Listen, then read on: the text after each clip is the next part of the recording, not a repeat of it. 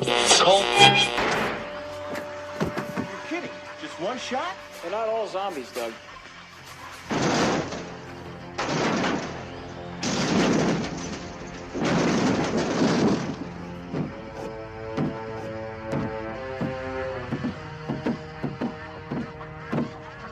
How do you fight this thing? Maybe we could drown it in A1 sauce. Well, sometimes that is better. The person you put up there ain't the person that comes back. It's a dance song to get down with. About 6 feet under. Get there. Ooh, I love this song.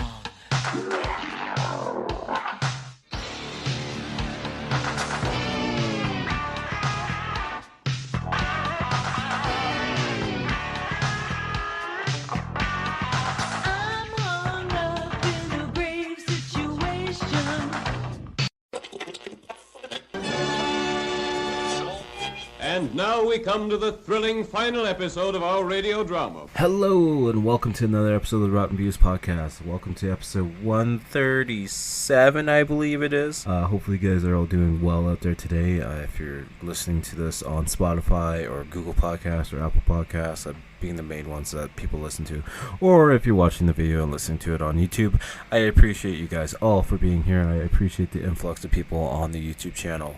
Hopefully you guys are all doing well and enjoying this nice weather. At least hopefully it's nice weather wherever you guys are. I know it's a lot nicer here in Ontario, which is kind of weird because I think last week we just had ice rain and stuff, and then yesterday it was like plus 20. It's crazy. It's weird. Canada's weird. You know, global warming, it's not a thing, right? No, we're fine. Everything's fine. Don't worry about it. It's all fine. This one's not going to come out for another 2 weeks because we have a little bit of a catalog built up, and we're going to keep doing that. We're going to keep working on it because that's what I want to do. That way it's a little bit easier on me. That way I can get more stuff done because we already have Abby's drawings done for the week.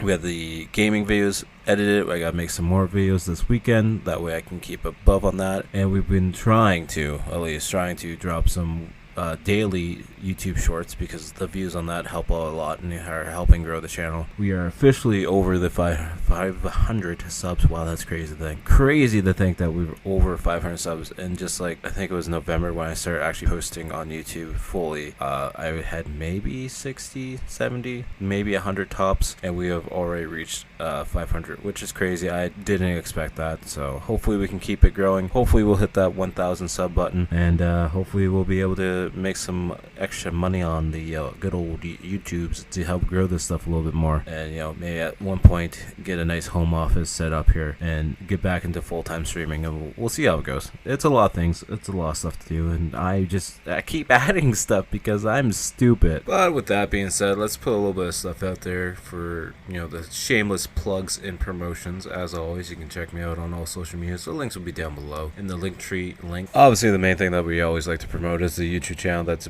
like I said, it has been growing, and I appreciate that very much. We got the art videos coming out, we got the podcast videos coming out, we have video game videos coming out. I'm trying to do as many shorts as possible. I don't want to overfill it or anything or get people tired of seeing my stuff, but we're trying to do one a day, maybe like 5 a week, maybe more. I don't know, it all depends on the editing because I'm actually putting some effort and time into this kind of stuff. But you can also find me on Instagram, Twitter, Facebook, TikTok. TikTok's the one I've been slacking on the most, but then again, sometimes I just slack on social media stuff because after a while it actually does get pretty tiring. We'll try and get it set up so we're doing everything, but I don't know, we'll see how it goes. But yeah, like I said earlier, all the links will be down below. And with that being said, if you guys want to see me draw anything at all, just leave a comment on anything, or message the Gmail account, rottenviewspodcast@gmail.com, if you want me to watch a certain movie or whatnot. But if there's a certain drawing you'd like to see me attempt on either a full-size piece or just like a post-it note or a sketch or whatever, just let me know in one of the comments on anything. Doesn't matter what it is, just drop a comment and say, hey, you should draw this, whatever it might be. And if it does intrigue me, it will definitely get pushed up on the list a little bit higher. If it doesn't, then you're gonna have to wait a little while for it. But with that being said, we should probably get into our movie that we're discussing today at hand. I actually just watched it like an hour ago, not even. actually been doing some house chores and whatnot while putting the movie on, so I'm killing two birds at one stone. Is that the saying? Something like that. I don't know. Anyway, it's really early. That's all I gotta say. It's really early. It's always early. It's either early or really late. There's no in between in this life. But yeah, we are discussing Wes Craven's Chiller. It's from 1985. I believe that was the year. Yeah. That was the year. It came out on May 22nd, 1985, directed by this person, like Wes Craven. I don't know, you might know him from like People on the Stairs, Nightmare on Elm Street, Scream. You might have heard of him a couple times. But it's funny, it's a CBS movie, which is kind of awesome. Before we get talking about the movie, the copy I watched was on YouTube, and it still had the intro, like the Wednesday night CBS movie, and this quick trailer before it. I thought it was really awesome. Quality sucked, I will say that right now. But being able to watch the original TV airing and everything, awesome. I love it. I love that kind of stuff. I am definitely a nerd for that. But anyways, it's got 4.5 out of 10 on IMDb, a 2 out of 5 on Letterboxd, and 3.9 out of 5 on Amazon.ca. 80% of Google users like this movie. It's a horror thriller for an hour and 44 minutes. I think the YouTube copy I watched was an hour 35, but I could be wrong on that one. It's also starring Michael Beck. You might know him from The Warriors. And there's a bunch of other movies he's done that I haven't watched, but now I'm going to add them to my watch list now that I clicked on his IMDb, because I enjoy him. This isn't his best movie by any means. I definitely like The Warriors much more than this. But anyways, a quick rundown of the movie. Corporate exec Miles Creighton, which I thought when they first said his last name was Craven. I'm like, creative, but not. Never mind. Anyways, he dies and is cryogenically frozen in the hopes that he can be revived 10 years later. The procedure is a success, and Miles returns without his soul. Oh no. Didn't see that coming at all. The tagline for this movie, the nerve-tingling story of a man brought back to life without his soul. It's a PG-13 horror sci-fi thriller. Trivia, apparently Mimi Craven, Wes Craven's wife at the time, cameos as Nurse Cooper. She also played a nurse in Craven's most well-known film, A Nightmare on Elm Street, 1984, which we'll have to do on the podcast at some point. Apparently there's a goof when Miles tells Lee in his room number as she storms off, his mouth doesn't move. The line was obviously added in later. Okay, I didn't notice that, to be honest with you. But then again, like I said, the YouTube copy was really grainy and really hard to see at point in times. But that's fine. But with that being said, as always, this podcast, I sit, watch a movie, and I discuss it. I talk about it. I don't really break it down any super fancy terms or anything like that. I don't, pick it apart for scene, lighting, and all that kind of stuff, which I wish I was smart enough to do it. I might get more listeners, but that's besides the point. We're going to just talk about the movie from start to finish.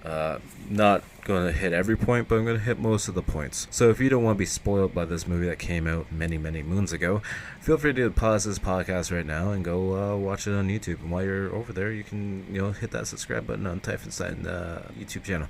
But besides the point, if you don't want to be spoiled on a movie that did come out a long time ago, feel free to pause it now and go watch it. And then please do come back, because we do appreciate you here, and I do want you to come back because I need the listenership, okay? So that's why I'm doing this. I'm doing this for you guys. I'm not doing this to listen to myself talk, because I hate editing these, because I hate listening to myself talk. But that's besides the point. Now we're going to get onto our featured film. So like I said, the movie starts out with the CBS Wednesday night preview, which I thought was amazing. It still has the original commercial and everything on it, and it has the preview too, which I think is awesome. I love just going on YouTube to watch those old commercials. Presents Saturday Night at the Movies, the television series which each week brings you the finest in recent motion pictures.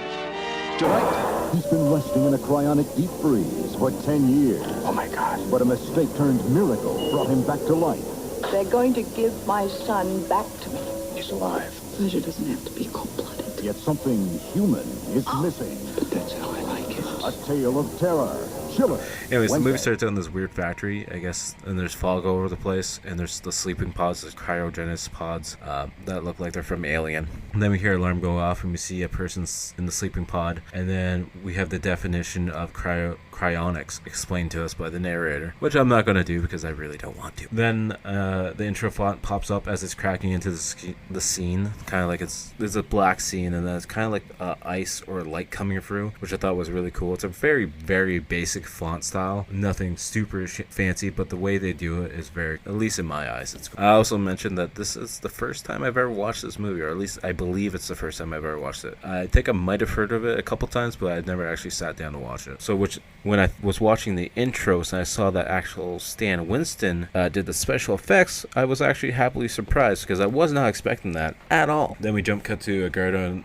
at a control station pressing buttons, acting like he knows what the hell he's doing, but you can clearly tell he has no goddamn idea what he's doing. Then we see back at the pod area as this alien slime looking foot comes into focus and starts shuffling towards where the guard is located in the control room, but we never see this foot ever again, which is kind of disappointing because I thought there was going to be like a monster in the movie, but spoiler, there's no real monster other than, you know, Miles coming back to life without a soul, but that's besides the point. Then we see the guard hear a noise, but he doesn't seem too concerned with it at first. Then he hears it again, so we see this from the creature's point of view as it's hiding behind some of the pods, and then we see this creature get closer to the guard to the point where he's outside the control room window looking in as he's looking at a magazine, probably a Playboy for all we know. But then he's, you know, just sipping his coffee, no concern. But then he finally gets up and grabs his trusty old flashlight because he hears the noise again. You see the guard checking on some of the pods, looking around to see where the noise came from. Then out of nowhere, this other guard, I want to say Hayes was his name, shows up and spooks him. I guess he's late due to a dead battery. And then they start talking about how the rumor is they're going to bring one of them back, like the pod people, and the original guard's like, oh yeah, they've been saying that ever since I started. And he takes off because it shifts the doors, like, I'm done with this place, you know, boring. So I'm wondering, like, was the slimy monster foot Hayes? Like, does he have some kind of foot disease that we don't know about? Is he the monster? Is he the monster? And then we see Hayes looking at a pod, and we can see the pod has like water on top of it, and it's kind of like a sweating. He knocks on the light on top of the pod, and the alarm starts going off because apparently the alarm was broken. So he runs over to the office to call for his supervisor. We hear Hayes tell the supervisor that it's thawing out very fast, so I guess today is the best day for them to try and bring somebody back to life, which is going to be Miles' lucky day. Then we have a phone ringing at this old couple's house, and then the lady's not too happy because it's after midnight, but then she goes to wake up Reverend anyways because it's at the preacher's home, or at the church. Maybe he lives in the church, I don't really know. Then we see Reverend Felix going to meet up with a lady, and we find out it's her son in the pod that was thawing out, and then we find out he's been, quote, asleep, not dead, because she doesn't like to use the term dead, for 10 fucking years now. And the Reverend says, no, he's dead.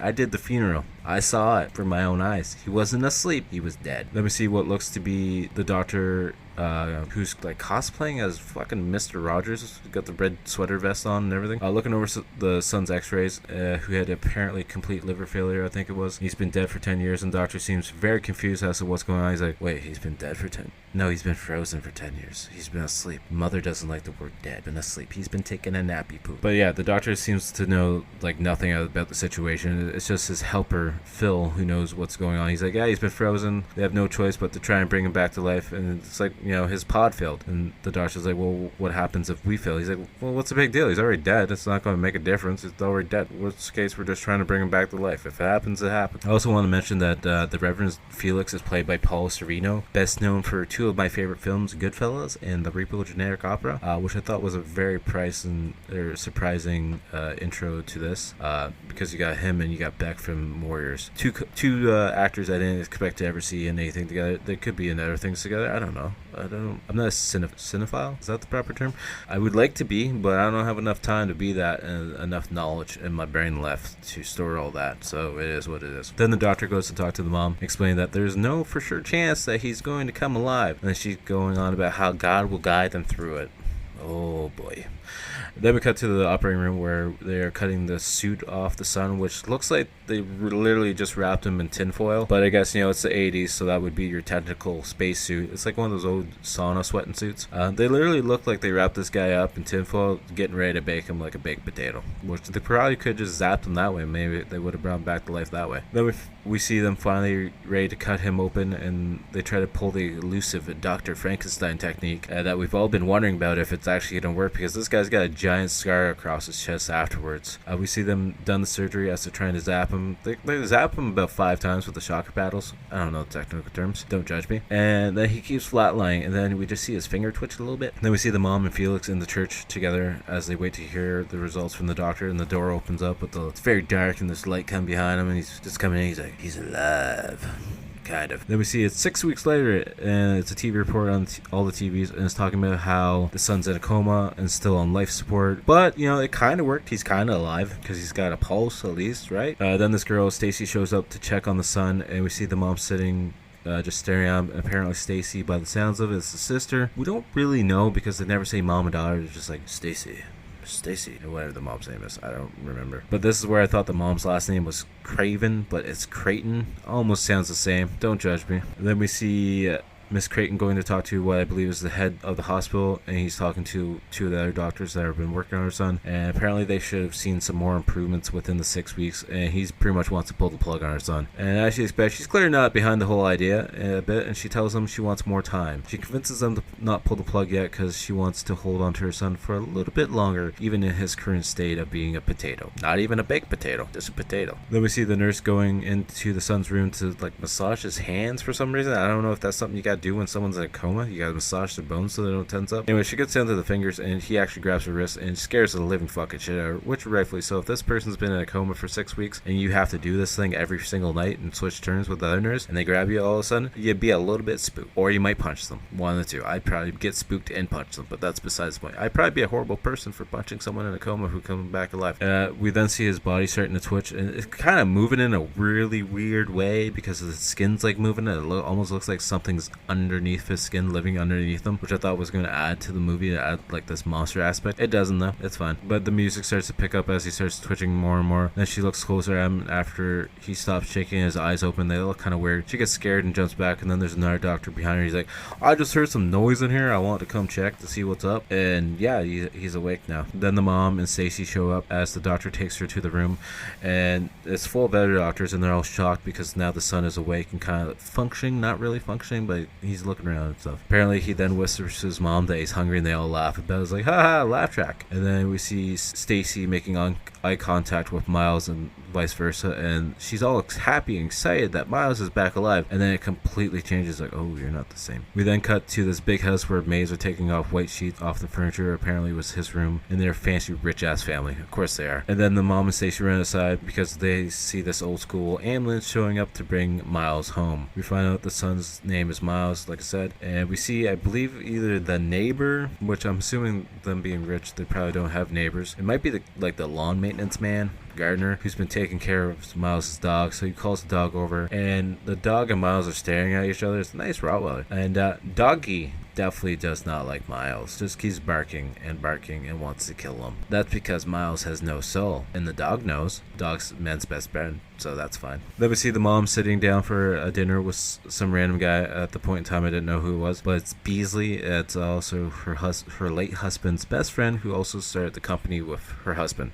He's apparently the manager running the company while Miles has been away, napping, sleeping, dead. But apparently he's like wondering what the plans are for Miles, and apparently the plan is for Miles to go back to the company and take over again, and he assumed that was the plan anyways, and he's all for it. He's all for having the son back in, and he wants it to be family run. That at that point, then the dinner's over, and he's going to say goodbye to Miles, to say goodnight to him, say, I'm happy you're back. And Miles doesn't give two shits. He just keeps reading his magazine and doesn't want to make even eye contact with him, ignores him. Then Miles is wondering what Beasley even does with the company anymore. He's saying he's like looking over the funds for the family and whatnot. He's like, well, I'm back now, so what's your job going to be now? Pretty much saying, I don't like you and you're not going to be here much longer. That night we still hear the dog barking as everyone's asleep, and Miles is in his bed shaking because he can never get warm. He's always frozen. The dog gets out of its gated area, literally walks inside the house, and heads right upstairs to where Miles' room is. He goes to Miles' bed and starts attacking the sheets, but Miles isn't there. Throws a blanket down, looks back up at the bed. He's like, son of a bitch, where's Miles? That's when Miles comes in behind him and starts attacking the dog, and we're not going to talk about that anymore. Then we see Stacy outside looking for the dog. Actually, we hear the dog yelp, so we're going to say that part. And Stacy wakes up and hears the dog yelp, and then she kind of just looks around and is like, I'm gonna go back to bed now. Then we see Stacy outside looking for the dog, which is named Happy, by the way. He doesn't seem too happy.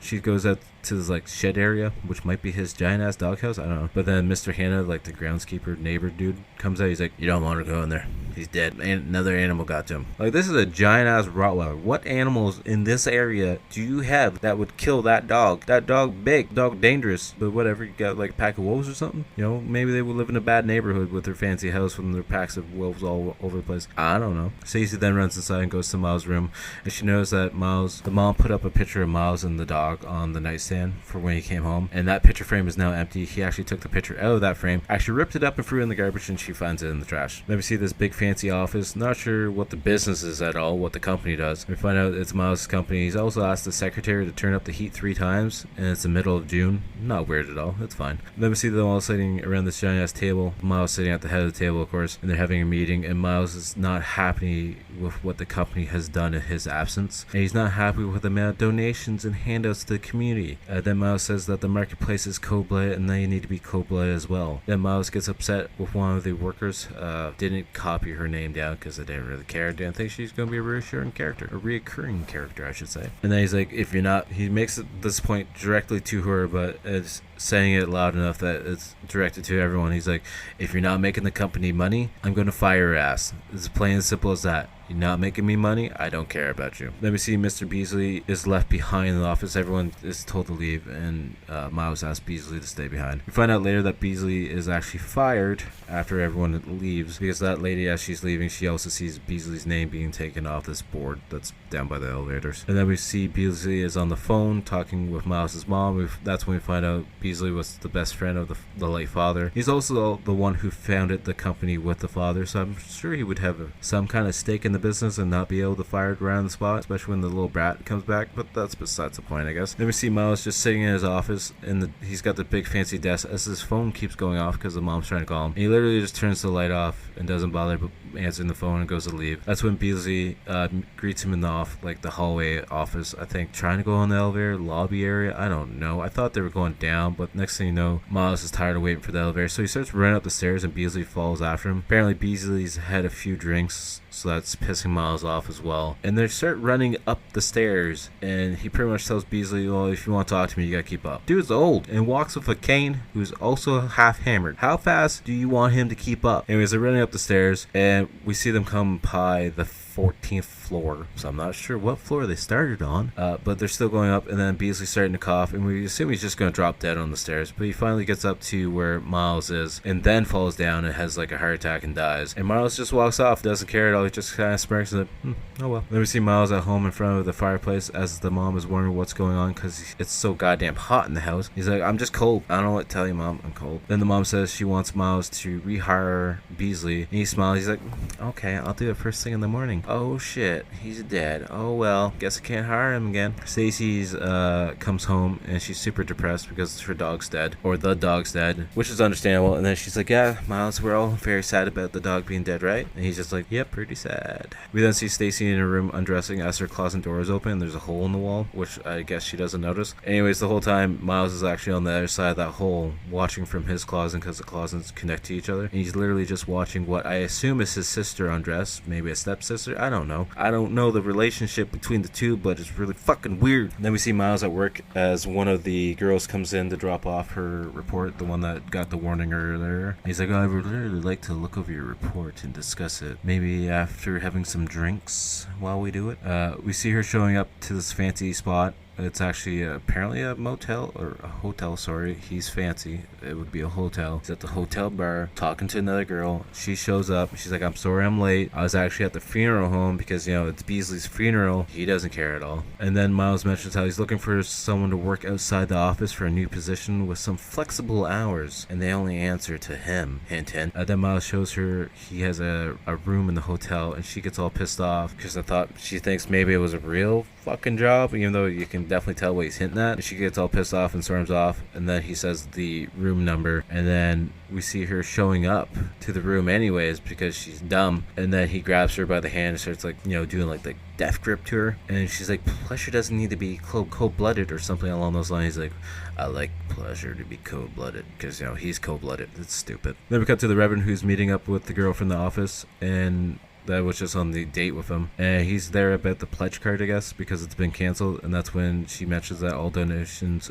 have been terminated as an order from Miles, and he wants to talk to Miles, but she's like, you won't be able to talk to him because that's why you're dealing with me, because he doesn't want to talk to anyone about anything, essentially. And that's when the Reverend then sees that she's got like a black eye and bruise on her face, and she's like, I don't want to talk about it. he's a very bad man, or you don't understand what he is because he's not human, essentially. Then we see Miles is watching Stacy from the window of the house as she's in the pool, and then she's going on the chair to tan a bit. And I'm still not sure what the fuck their relationship is, because he's a real ass creep, and if that's his sister, weird. Then we see the Reverend going to speak to Miles' mom, showing her the pledge card, and she mentions how it just must be a mistake, and she's going to mention it to Miles. And then he mentions that everyone in the office is terrified of Miles, and he mentions about the girl's face being all bruised, and she's like, well, did she say Miles it? She's like, well, no, she didn't directly say it, but she's fucking terrified, so it probably was Miles. And he mentions like everyone's terrified as to what Miles has become, because Miles is not the same person he was when he first went to sleep. The mom thinks the Reverend's just upset over the money, and he's trying to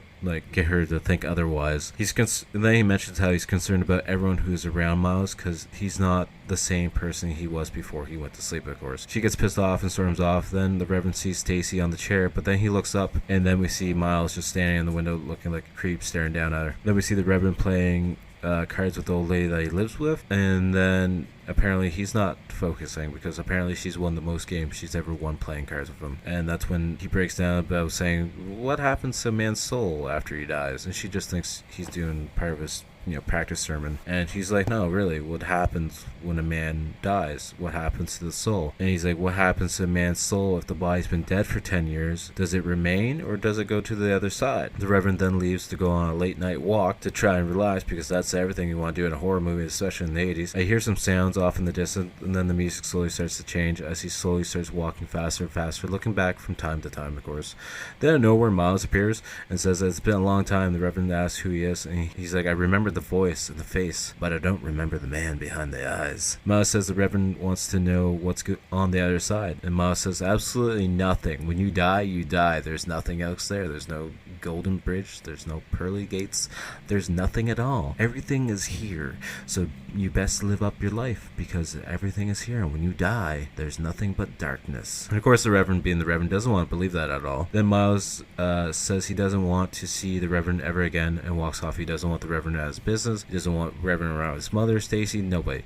He wants the Reverend pretty much out of their life altogether. The Reverend chases after him. Miles goes to get in his car, and then when he's closing the door, the Reverend's either scarf or jacket gets stuck in the door, and that just fuels Miles to smile a little bit more as he slowly starts to drive away, as the car is picking up speed as the Reverend's trying to keep up with the run. And then the Reverend just falls to the ground, gets dragged for a bit, and then the jacket finally breaks through the door, and we see the Reverend still alive, beaten up pretty badly, trying to get up off the ground, and that's when Miles turns the car around and literally just floors it right at him. Then we see Miles' mom showing up to check on the Reverend, but the nurse won't let her in the room because he's in pretty poor condition. And that's when I guess the voice of the mom wakes the Reverend up, because he's been unconscious the whole time, and they're like, okay, fine, go in there, because the Reverend's actually calling for her to come in. And she asks him what happened. He kind of mumbles that it's Miles, but she looks on shocked, and the Reverend says, the body you brought back is empty, and he has no soul. And then he starts coughing up a lung, essentially, and then they make her leave the room. We then see Stacy coming home to find that the phone is off the hook and it's beeping, and the lights are all off too, and we just see like the fireplace like flickering in the background in another room. Stacy then sees the fireplace, like I said, and goes to warm up by it, because for whatever reason she's coming home in like, I don't know if it's a dance outfit, a yoga school outfit, workout outfit, or what it is. It's just one of those onesies with the big ass socks. I don't know why she wouldn't have changed before leaving the gym, but that's besides the point. Anyway, she's warming up her butt by the fire. That's when she knows Miles sitting in the chair just watching her the whole time, and she's like, oh, I didn't know you're here. Your mom's not here, maids aren't here, and nobody's here. He's like, yeah, I sent them all away. I gave them the night off. That's what I did. Anyway, she goes to leave to go get changed, and that's when he grabs her and throws her down on the couch and says, you have time for me, don't be afraid of me. I'm the same person I was 10 years ago. He tries to give her a drink, but she refuses it, and then he just sips it right down, no problem. And he starts playing with her hair, and then pulls her scarf off, and he gets closer to her and asks, are you afraid of me? And then she says he's different, and then the mom comes home, and that gives Stacy a chance to go get away and go upstairs. Then Miles says, what are you looking at, to his mother? She's gonna kick your fucking ass, man.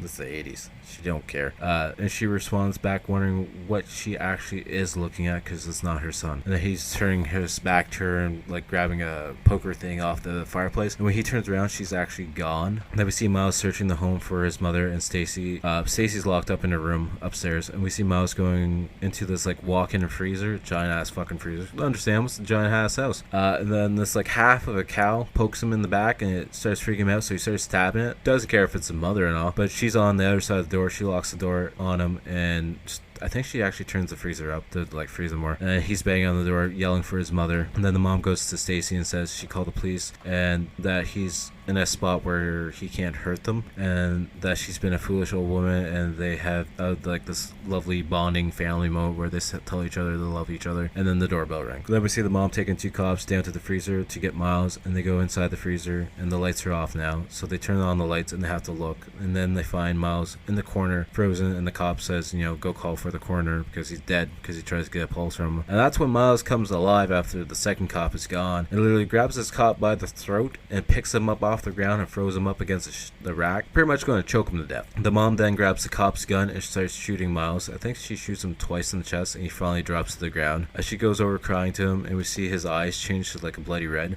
as he comes back to life for like a split second and then drops back to the ground. And then we cut to the hospital where the mom is checking in on the Reverend wondering if there's anything that he needs. He's not awake at all, but she's just trying to talk to him. And then the doctor comes in and tells her, you know, we're doing everything we can for him. He's got the best treatment possible and it's now up to the Reverend's body and the Reverend himself to pull through this because we can't do anything else. And then the doctor says, well, there is actually one thing else we can do, and kind of hinting at like the cryo thing and pulling him back to life that way. He's like, we can pray. It's like, oh, you're funny. You're good. You got us. You got us on that one. Then we cut to the cryopod sleeping area, that building in, and all the alarms on every single fucking pod start going off all at once. And then the pressure starts breaking and the room starts filling up with more smoke. And then the security guard on task, you know, starts calling for help about all the pressure breaking. And then the music starts to pick up more and then the credits start to roll. Which I don't know what would happen there because apparently by the sounds of it, Miles needed surgery anyways to fix his body to bring him back to life. So I'm assuming that all those bodies that are in the pods, if the pressure breaks and everything breaks, they're just going to dead people anyways. They're not going to come alive and be zombies or anything. Or they could be. But I'm still curious about that monster foot we saw earlier on, if that's from like a different movie or if that's part of Hayes just being a fucking funny guy, because you don't see the foot anyways, right? At least in the copy I saw, unless there's something cut out that I didn't see that goes with that. I don't know. But yeah, fun movie. Like I said, I enjoy the original TV cut because it's a made-for-TV movie. So you saw the intro, and there's actually more commercial stuff at the end of the movie too, which I thought was really good. They cut out all the commercials in between, but the intro and the outro commercials are pretty awesome. But that's not talking about the movie. I'm just being a nerd. But yeah, I thought it was a fun movie. I enjoyed the cast. It's not a great movie by any means. On the Rotten scale, I'm giving it a 6 out of 10. There's not a lot of gore to it. There's not a lot of kills to it. But nonetheless, I still thought it was a very fun movie. And I definitely enjoyed watching it. So maybe just give it a chance. It's on YouTube for free. What's the worst that could happen? It's a free movie on YouTube. Go watch it in 1985. But yeah, which brings us to our next movie we're going to watch.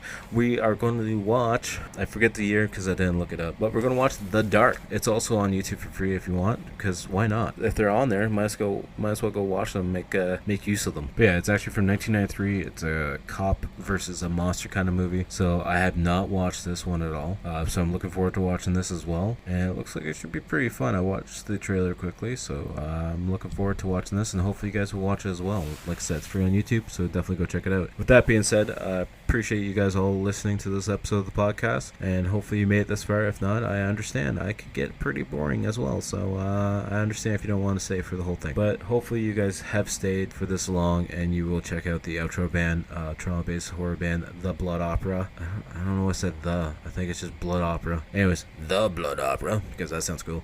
Anyways, just check out Blood Opera. All their links will be down the Linktree link as well, I believe, in the bottom of this episode. You can find them on YouTube, Instagram, Spotify, pretty much anywhere that you can listen to music. So definitely go check that out. And then if you guys have a free second or two, go check out my Linktree link down below. Follow me on all social medias at Typhonsign. That's Twitter, Instagram, Facebook, TikTok, YouTube. And yeah, hopefully I'll see you guys all there, and hopefully, suggest me some movies. Let me know how to improve the podcast, and let me know what I should change or make better, or let me know what you want me to talk about. that's fun too. I could always use new suggestions because I'm literally just finding movies on the fly and going from that way. So until next time, I'll talk to you guys all later. Peace!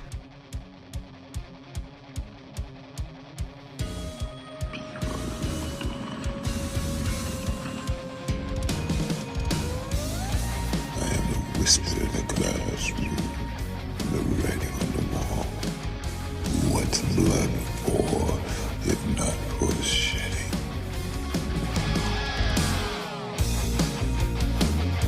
You used to play that childhood game, didn't you? The one where we changed